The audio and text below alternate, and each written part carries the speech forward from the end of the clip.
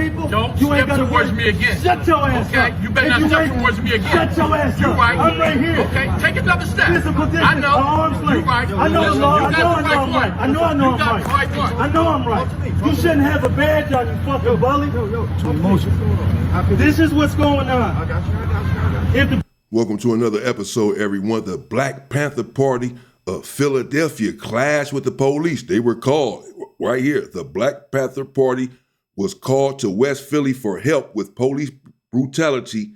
We came. Someone called these individuals. I believe someone was just knocked out, perhaps by the police, was having a seizure or something, and these individuals came to support that individual, to give him backup. And you saw the police starting off by telling him, if you take one more step forward, it's about to go up. people in the community are mad about what y'all doing, you should be listening to what they say and trying to fix it. Not getting in their face talking about, I wish you would, because I will. I'm not scared. You see how many of y'all, comrades, walk 50 feet that way. Walk 50 feet that way. Excuse me, can y'all back up just a little bit? I want to display something. I'm by myself. I'm not scared of all of y'all. Right? I'm telling you, if black people are brutalized in Philadelphia, we gonna get involved. We don't. If black people are brutalized anywhere, we're going to get involved.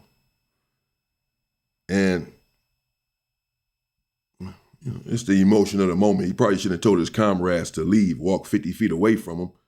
And they probably shouldn't have left, even though they're just being good soldiers and following orders. But I'm not leaving you here by yourself. If you go, we all go. If you die, we all die. We want to get involved. We want to serve the community together. We want to stop the drugs and stuff together. But you can't be on both sides of the line. So you can't be punching people or stepping on their head or laughing at them while they're having a seizure and then want somebody to be nice to you. You see what I'm saying? If I did that, my comrades did that, I'd fuck my comrade up. My comrade wouldn't be walking around next to me in a uniform, and I wouldn't care if I got fired or sued or any of that shit, because I stand for it. You supposed to stand for that. You see what I'm saying? So if you, right, but that shit right there wasn't peaceful. I got you, but then I remove me. I hear you, but what I'm saying to you is, I'm telling you why. I'm telling you where this anger come from. You see what I'm saying? And I appreciate what the brother is doing and what he's saying, but you have to understand that you're trying to reason with individuals who have no reason. They don't care. Of course, this is not all police officers. This is not all a group of this people or that people. Generally speaking, though, they're set in their ways, and they only understand one language often, and it's not verbal. If the police don't brutalize people in this neighborhood, we don't got to get with the police. But if we get video sent to us of that, we going to come yelling and screaming and ready to fight. And guess what? You got to write the bullshit. It's not funny. That's why you're a pig. See, police officers that serve the community, they cool. But when police officers laugh at people having seizures because they slammed them on the ground, that's a pig, right? When police punching you is not part of their policy. That's a pig, right? The police officer says I would dignify everyone I encounter during the commission of my shift. If they're not dignifying everybody they come encounter with, that's a pig. It says I. You see, he said, well, it's not funny, because after he got finished saying all that he had said, someone was over there laughing. After he got finished giving that passionate speech about being good people and good officers and how even his comrades, or he would disallow his comrades to stomp on someone's head and this and that. After giving that whole passionate speech, someone started laughing, because as I just said, this is not going to change them.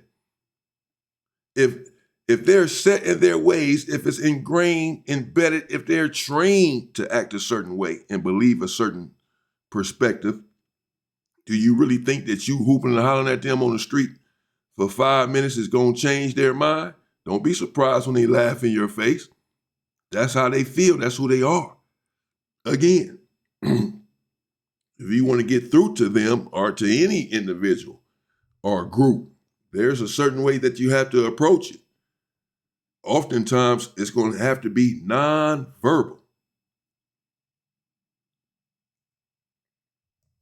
would treat everybody with courtesy and respect. If they hop out talking like this, bald-headed bully, that's a pig.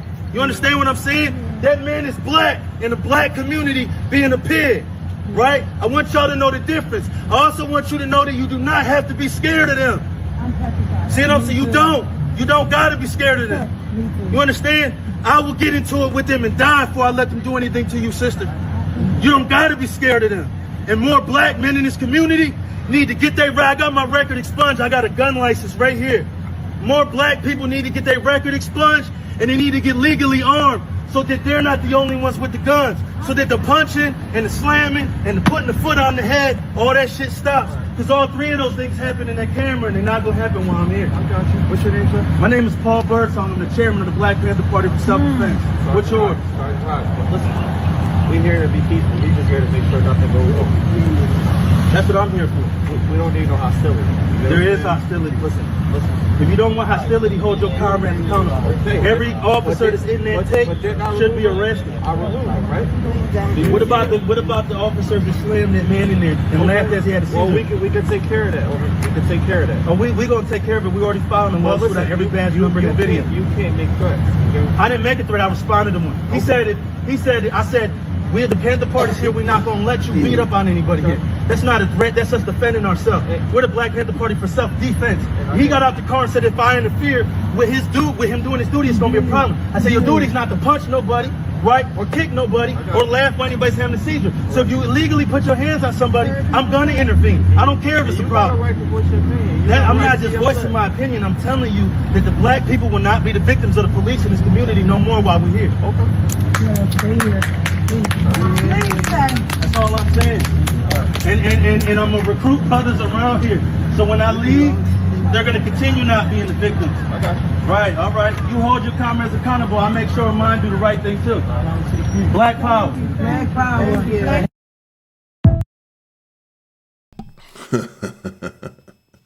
All right. Okay. All right. I can dig it, man. There you have it. They got into it, the police. You saw what just transpired. They let them know that we're not going for this in this community. They were there in West Philly, apparently. And, I don't know the backstory of just going off of what the individual was saying, the man was saying. Apparently the police pulled up and beat on somebody or had somebody out there having a seizure and was laughing, standing by, whatever the situation. Something happened out there for him to be out there. All of those police were out there. Missed that part, but something happened that caused this sort of reaction. And he just let the police know that they're not going to be going for it over there in that community any longer. So, of course, there has been brutality in that area, as there has been in every area, but they've had enough, as have I. And it's cool that he said what he said. I don't expect him to come out with guns blazing. He's trying to get a point across. I'm just saying, speaking in general, that when it's up, it's up. There's not going to be any communication. We're trying to communicate that now. We're trying to communicate with everyone now, and no one's listening. So when we're done talking, don't come trying to talk then. You need to be trying to talk and resolve these situations now. Don't wait until it's up. When it's up, it's up. We don't want to talk at that point. We want to talk now. We're trying to resolve issues now, but y'all don't want to talk. Y'all want to continue to abuse us. So when we have enough and it's up, don't come trying to talk then. Talk now or talk never. Stay safe and stay free, people.